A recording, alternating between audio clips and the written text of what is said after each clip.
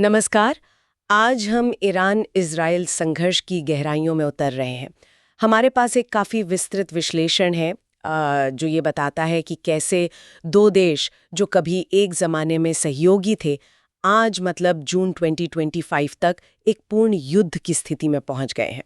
तो हमारा मकसद यही है कि समझें कि ये सब कैसे हुआ, ये पूरा सफ़र और ये सफ़र शुरू कहाँ से होता है। एक बहुत ही हैरान करने वाली जगह से 1979 से पहले की बात करें तो शाह का ईरान, उसने तो इजराइल को बाकायदा मान्यता दी हुई थी।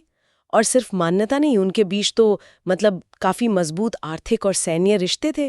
तेल सप्लाई, खुफिया जानकारी का आदान प्रदान। तो फिर बदला क्या? तो 1979 में हुई ईरानी क्रांति उसने सब कुछ बिल्कुल पलट दिया। अयातुल्ला खुमैनी का इस्लामिक गणराज्य आया और उन्होंने इजराइल को ज़ायोनी शासन कहा, मतलब एक नाजायज इकाई, और सारे रिश्ते खत्म कर दिए। और यहीं से वो प्रॉक्सी समूहों को समर्थन देना शुरू हुआ, जैसे हिजबुल्लाह है, हमास है, ताकि इजराइल से सीधे लड़े बिना उसे परेशान किया जा सके। एक तरह का असम्मित युद्ध है ना। बिल्कुल बिल्कुल सही कहा आपने। और ये दुश्मनी जो थी वो धीरे धीरे एक छाया युद्ध या कह लें शैडो वॉर उसमें बदल गई। मतलब सीधी जंग से बचो, लेकिन खुफिया ऑपरेशंस, साइबर हमले, प्रॉक्सी गुट, इनके जरिए एक दूसरे को कमजोर करते रहो। और फिर 1990 और 2000 के दशक में ईरान का परमाणु कार्यक्रम वो इस तनाव का बिल्कुल केंद्र बन गया। इजराइल को लगा कि ये तो मतलब उनके वजूद के लिए सीधा खतरा है। और इसी के जवाब में फिर इजराइल की वो बेगिन डॉक्ट्रिन सामने आई। अच्छा, ये बिगिन डॉक्ट्रिन, ये क्या है?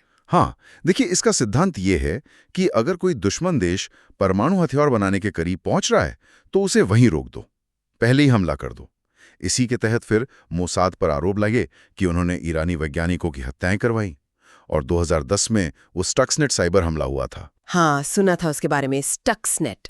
हाँ, जिसने ईरान की परमाणु सुविधाओं को काफी नुकसान पहुंचाया।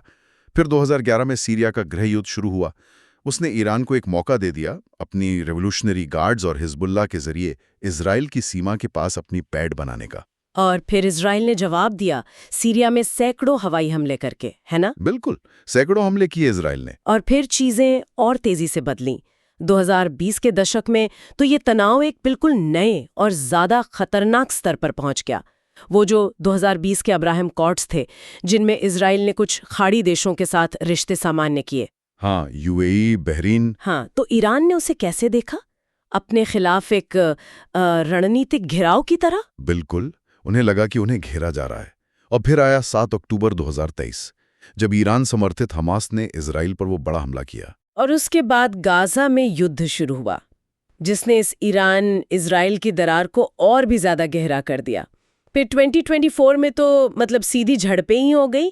अप्रैल में दमिश्क में ईरानी वाणिज्य दूतावास पर हमला हुआ। हाँ, जिसमें उनके सीनियर कमांडर मारे गए थे। बिल्कुल। और फिर उसके जवाब में ईरान ने पहली बार सीधे इजराइल पर मिसाइलें और ड्रोन दागे। ये अभूतपूर्व था। हाँ, ये सीधी कार्रवाई पहली बार हुई थी। और फिर इजराइल ने भी ईरान के इस्फहान के पास एक सीमित जवाबी कार्रवाई की।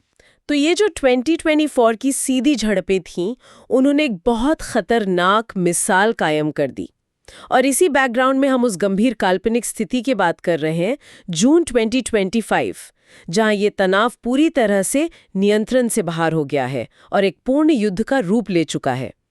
इस कल्पना में इजराइल का ऑपरेशन राइजिंग लायन वो ईरान के परमाणु ठिकानों को निशाना बना रहा है। और जवाब में ईरान भी पीछे नहीं हट रहा, सैकड़ों मिसाइलें और ड्रोन दाग रहा है। और नतीजा, दोनों तरफ भारी नुकसान, नागरिक हताहत हो रहे और पूरी दुनिया के बाजार उनमें उथल पुथल मची हुई है। हाँ, तो अगर हम इस पूरी तस्वीर को समेटें तो संघर्ष की जड़ में कुछ बुनियादी मुद्दे साफ नजर आते हैं।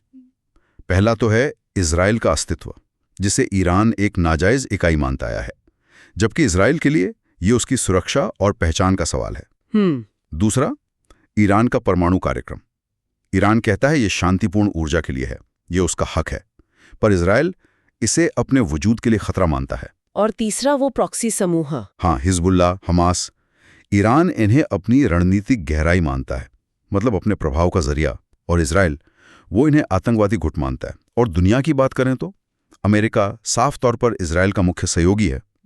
रूस और चीन ईरान के साथ व्यापार तो करते हैं, लेकिन वो भी खुलकर सामने आने से बचते हैं, संयम की बात करते हैं। तो हमने देखा कि कैसे एक रिश्ता जो सहयोग से शुरू हुआ था, वो क्रांति, फिर छाया युद्ध, परमाणु चिंताएं और हाल के ये सीधे हमले, इनसे गुजरता हुआ आज एक बहुत ही खतरनाक मोड़ पर आ खड़ा हुआ है। हाँ बिल्कुल, ये संघर्ष अब मतलब कई परतों वाला हो गया है। वैचारिक भी है, परमाणु का एंगल भी है, प्रॉक्सी वाला भी, और अब तो सीधा सैन्य टकराव भी। और इसके जो क्षेत्रीय और वैश्विक परिणाम हो सकते हैं वो बहुत गंभीर हैं।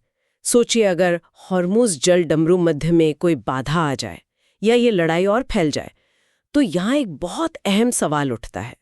जिस तरह से जाने जा रही हैं, नागरिक हताहत हो रहे हैं और दुनिया भर से दबाव बढ़ रहा है, क्या कूटनीति के लिए, तनाव कम करने के लिए कोई रास्ता, कोई गुंजाइश बची है, या फिर ये टकराव अब किसी के नियंत्रण से बाहर हो जाएगा?